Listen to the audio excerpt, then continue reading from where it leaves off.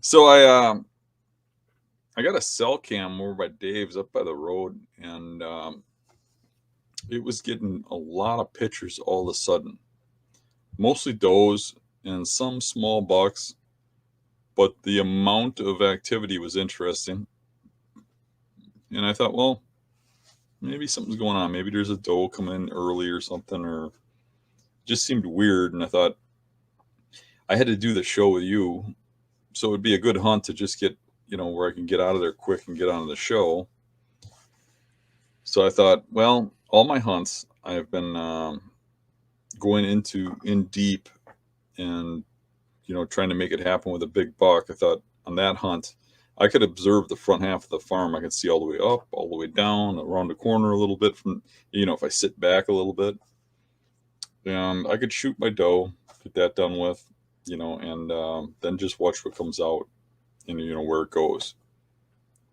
So all was going as planned when a doe popped out about an hour before dark, and the doe came by, and um, she was around for quite a while. If you watch the video, I cut a lot of it out because she was there for so long. She kept going back and forth. I had that tree in my way, and I had to get the bow on the right side because I had to have the stand backwards because the tree was angling. So that was a pain. But she finally picked a side, and waited till I had a really good shot. Took a hard shot. She ran off, died, and I hung up my bow. And I think I sent you a text that I just whacked a doe. Yeah. That maybe we should call the show or something so that I could take care of it, Mm-hmm. or I could grab it quick and we could do it just a little late, I think is what I was Right. saying. Yeah. And then you said something like, "I can't talk. I got a buck in the field." And then Yeah.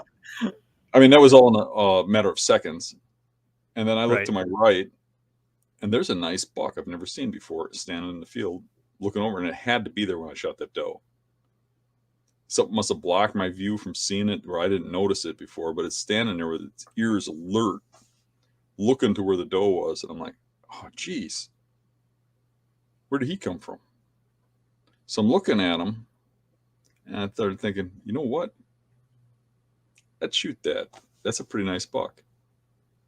So I got the bow ready, the camera ready. I couldn't get it on film because there's a tree right up close to me without putting in manual focus or something. So I just got it kind of aimed over there and waiting because the buck was taking like a step or two towards me and then a step or two towards me. And I figured he'd just come into view eventually here. So I got the camera over there, and while I'm looking at him, and again, this is just a matter of minutes from when I shot the doe. Out of my peripheral, I see something below me, and I look down, and there's a real nice buck, a pretty big one, walking right underneath me, and it's going to walk by, at like 4 or 5 yards. It's right on, the trail right underneath me. So while it was behind some trees, I drew the bow, and it got right underneath me, to about 6 or 8 yards or something, and it stops and just for whatever reason looks straight up at me. And in the heat of the moment, at full draw, I talked myself into I couldn't miss putting one right in here. I could vision that the heart and center of the lungs was right in line with that, and I shot, and it wasn't in my sight window, but right off of the shelf. I clipped the leaf off of a branch. It didn't seem to affect flight, but I don't know. Maybe it slowed it down a little. I don't know. But I got about 13 inches of penetration, which I would have thought would have been enough to kill that thing, right down into the vitals. It stumbled hard and ran hard. And I called in the dog. We got the dog on it, and we tracked it.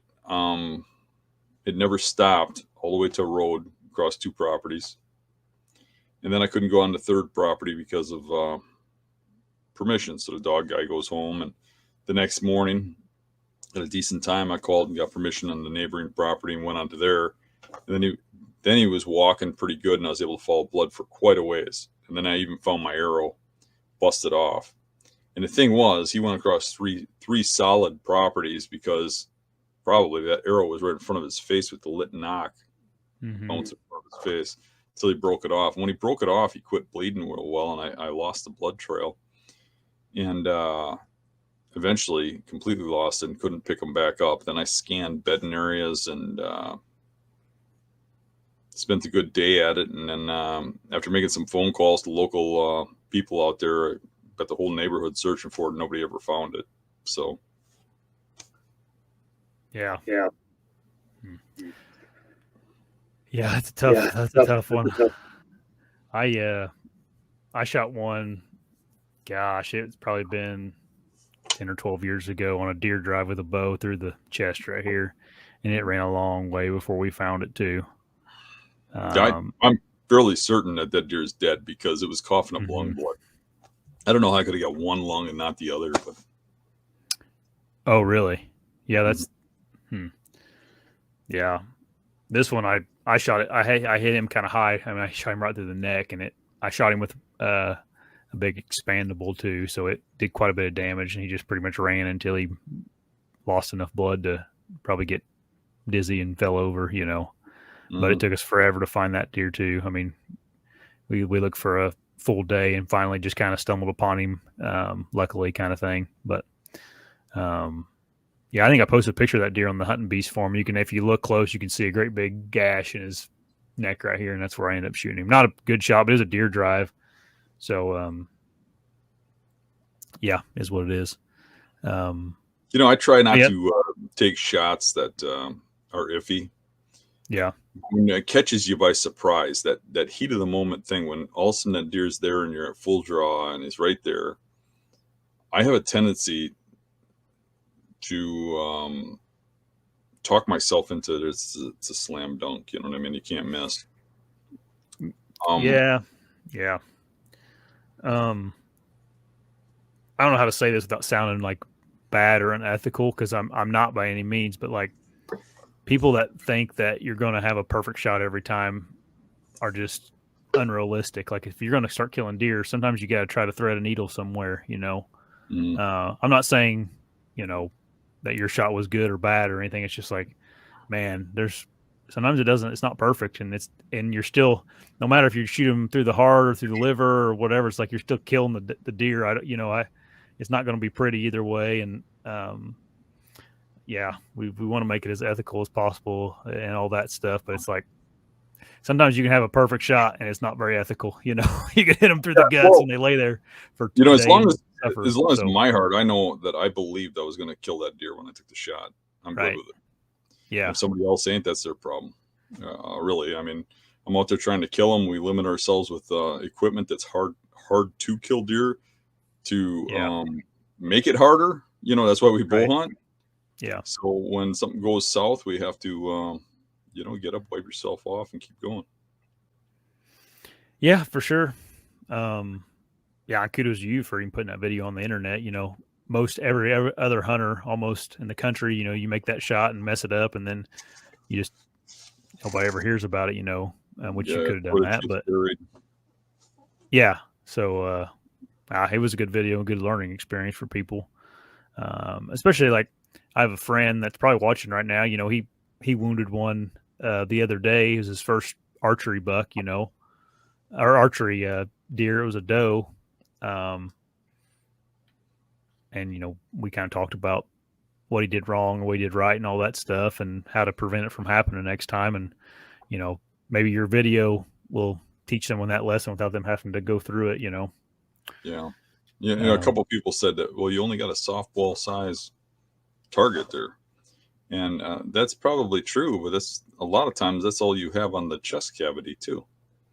You know, when you look at where the lungs are, I mean, the lungs might be a little more elongated and stuff, but they're going to be thinner if you're up at a higher elevation because otherwise you're only hitting one. So, I mean, softball ain't that bad. When you're talking about, 8-yard shot, the size of a softball should be hit every time. Yeah. And regardless of how the video looks, I mean, there's people saying I shot it in the face. There's people saying I shot it through the nose, and I mean, I don't know how they get that out of it. Then again, I got the pure video that's crystal clear. Right. But actually, the deer does drop a little bit before the shot, but the arrow hits exactly where I was aiming. Exactly. Matter of fact, it hit better than I would have hit if the deer stood still. I would have been off by about 2 inches, but he dropped about 2 inches into the arrow. Perfect. Yeah. So I don't know why I didn't get the penetration. Maybe it's the lower poundage. You know, I don't know. I know guys that have told me that they've taken that shot 10 times and killed 10 deer. Yeah. I know a lot of those guys out west shoot a lot of elk that way, head on like that. And an elk's a much bigger animal. Yeah. I've seen videos of them, you know, just golly, it does some damage to them if you hit them in the right spot. I mean, it's brutal. A lot of people do it with bears. Yeah, really? Mm-hmm. Bears, you couldn't meet at all. I mean, them shoulders are so solid, you ain't going nowhere. Yeah. How big a deer was it? I don't know. Thinking? Oh. You know, if it's the deer, I think it was based on camera pictures. I'd never seen it before, but I pulled the card on a nearby camera when I got there, and when I got home after the hunt, I put it in. And if it was that deer, I would say it was in the mid to high 140s. But it looked bigger than that from the tree, so I'm not positive it was that deer. But that's as a 9-pointer. If it was a 10, it would be probably 150 class. Hey everybody, if you like the channel, make sure you subscribe right here. And if you like the clips, I got 2 more options for you. 2 options right here. Subscribe right here. See you guys.